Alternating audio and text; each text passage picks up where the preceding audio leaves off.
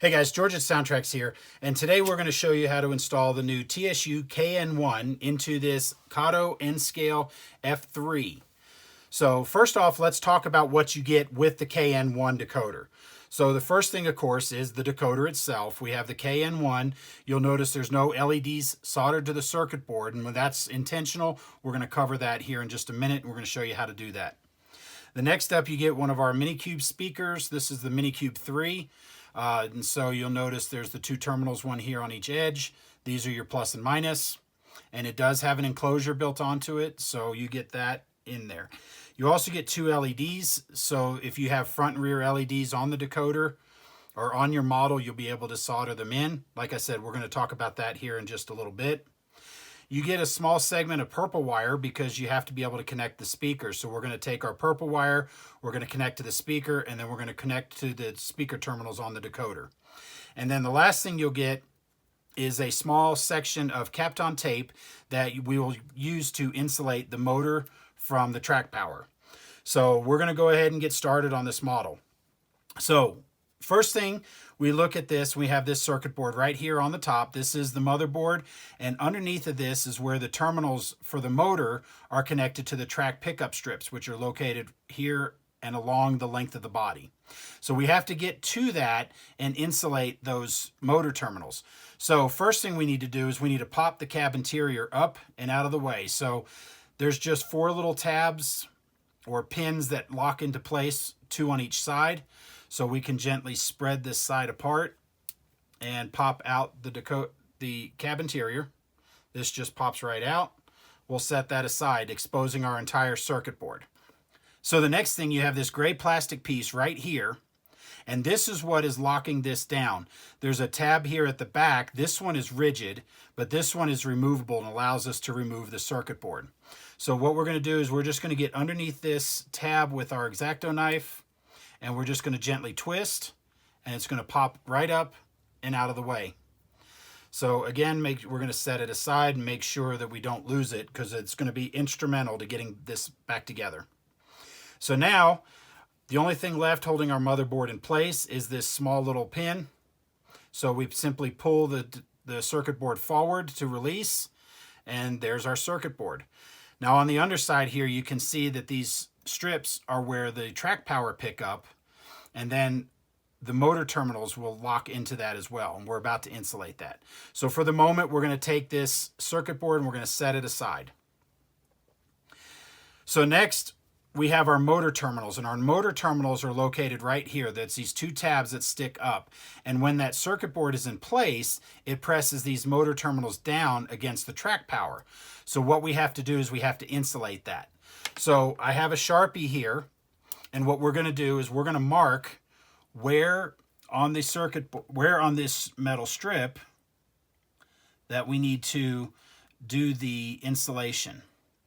And so you only need to put one, just because that way you know where it is. You can do it in front or in back. Ultimately, it doesn't matter.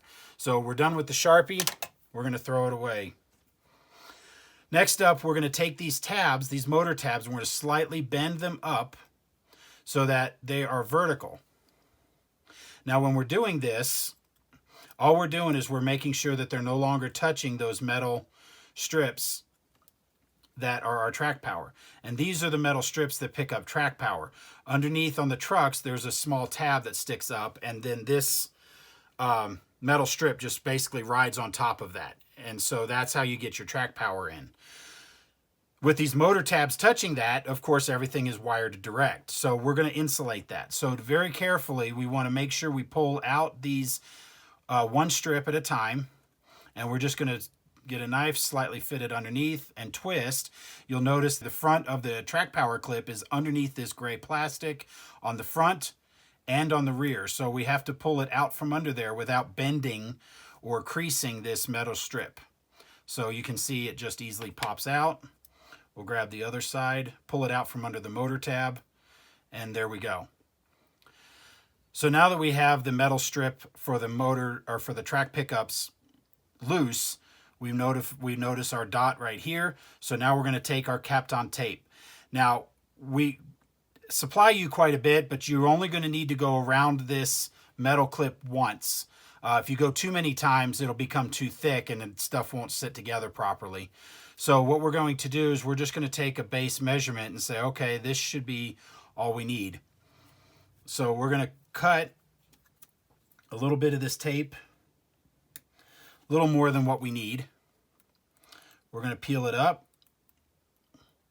and we're going to put it on the end of the knife. Now, to put this in place, we're going to gently put this right in front of our dot that we have.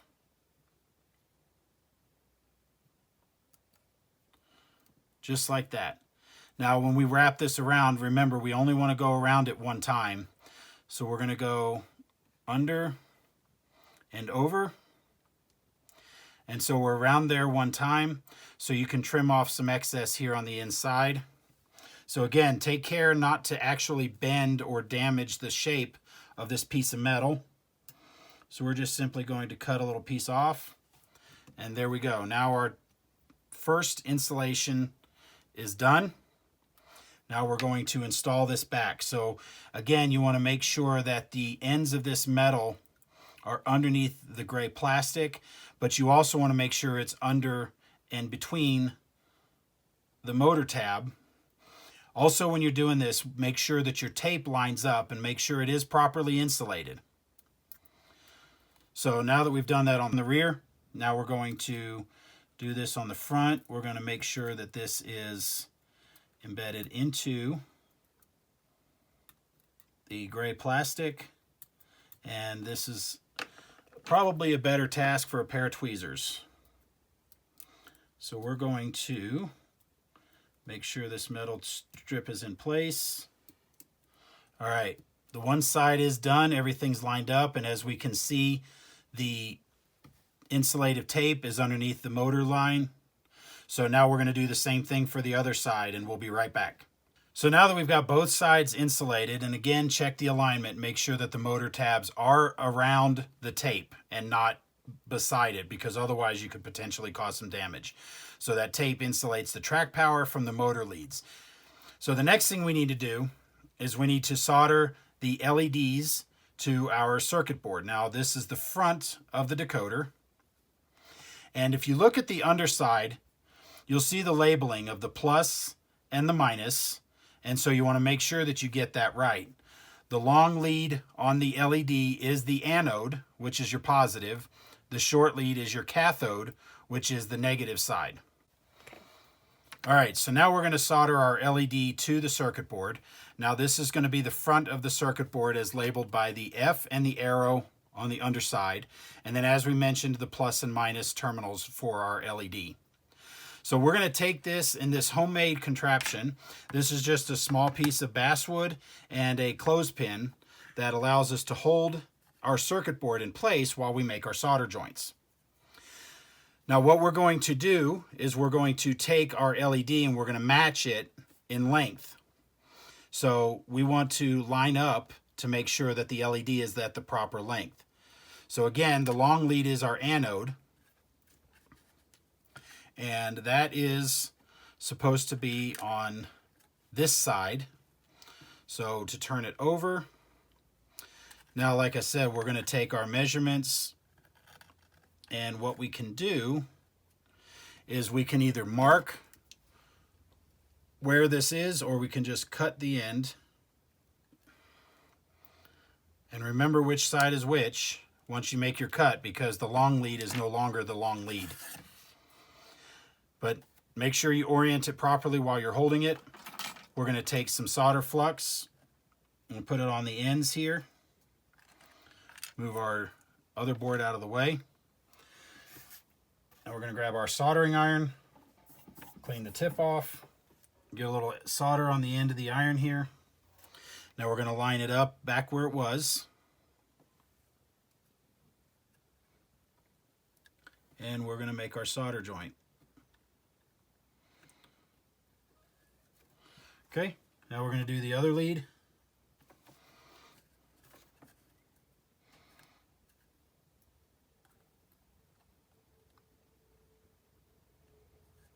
And there you go. Now the LED is soldered in place. And we can double check and make sure the lead is properly oriented. Again, we took care and made sure that the lead was properly oriented when we were doing this. So if you have a model with the on the rear as well, you would do the same thing on the back, and this would be for your F40PH or your P42. You've got some options there, but in this case, we're not going to use the second LED, so we can set that aside. Okay, now that we have our LED soldered, now we're just going to put the circuit board in place. So what we're going to do is we're going to line the circuit board up in between these motor tabs to make sure that the motor tabs go to the top of the circuit board. So remember this tab that we talked about here at the back? We want to make sure the decoder slides in place underneath. So once the decoder is oriented, we have the back up against this tab here, and the motor leads are lined up. We are going to make this solder joint. So what we want to do is, again, we want to take our flux and mount it to, or put a little bit of flux on our pad for the motor. Now we're going to bend our tabs over in place. And they won't be perfectly flush, so we'll have to hold them during the soldering process. So what we're going to do is we're going to take our soldering iron. Again, we're going to put a little solder on the end of the iron. And we're just going to hold the top of the tab. We're going to push it down. And we're going to take the soldering iron, put it in place. And we're going to solder that motor tab in place. Just like that. So we're going to do it again on the other side.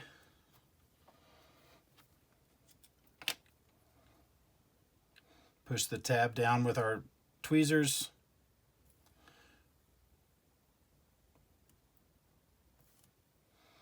And just like that.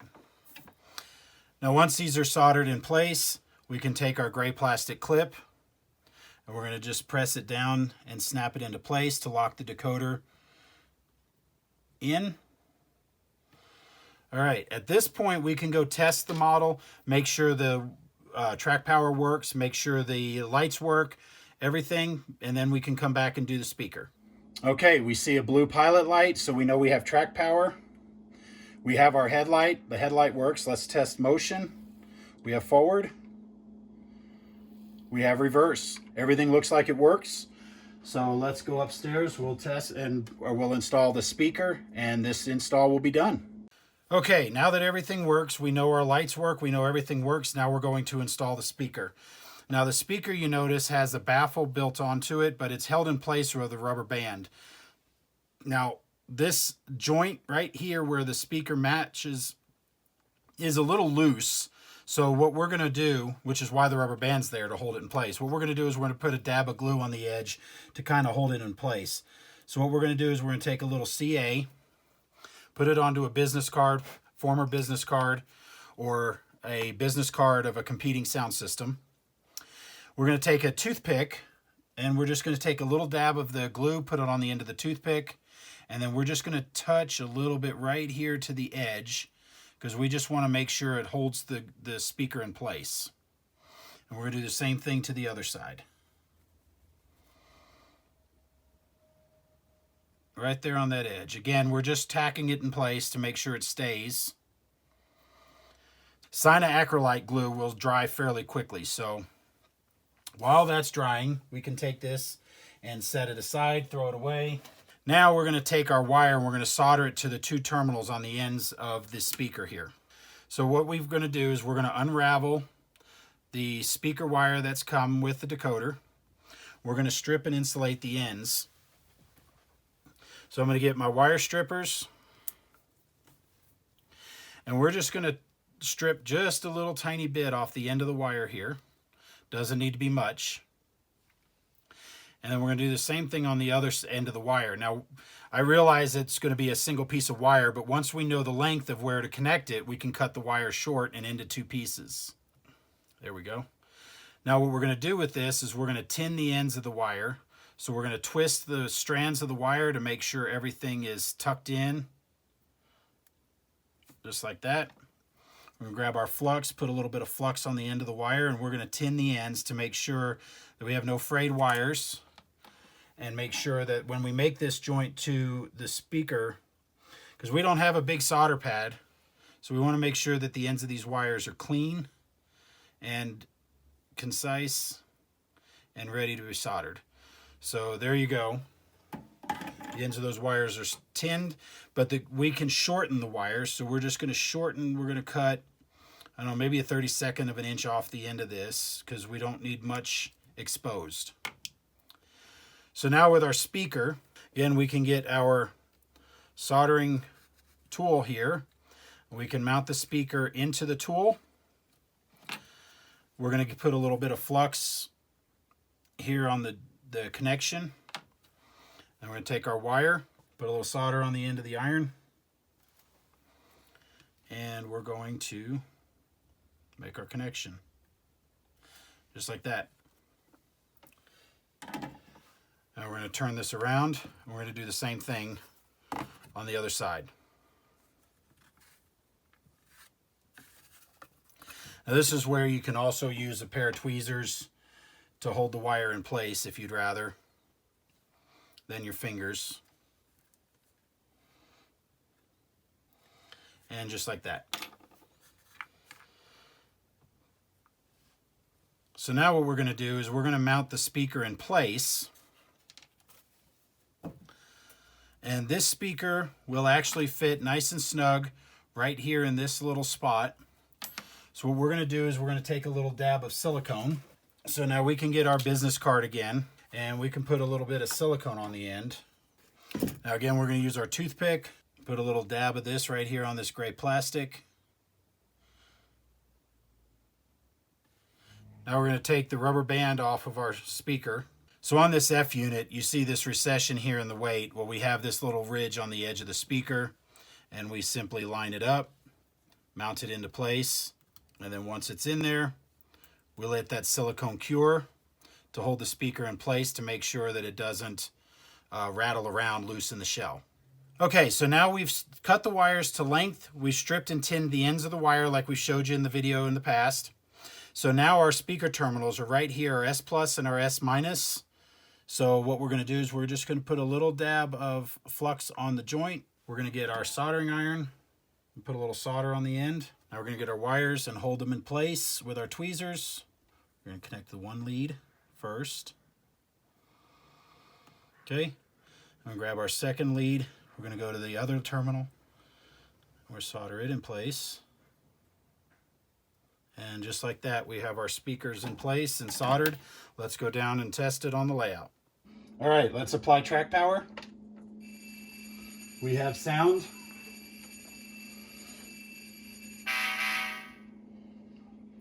So we test our lights, backwards, go forward. Everything looks good. So let's go get the shell on it. And the shell will help the sound resonate better in there. Right now it's kind of quiet, but once the body shell's on, you're going to really hear the loudness of that speaker and the sound. All right, so now the only thing left to do is to put everything back together. So we're going to put our cab interior back in place, and it just snaps into place. We're going to put our body shell on, just the way it came off.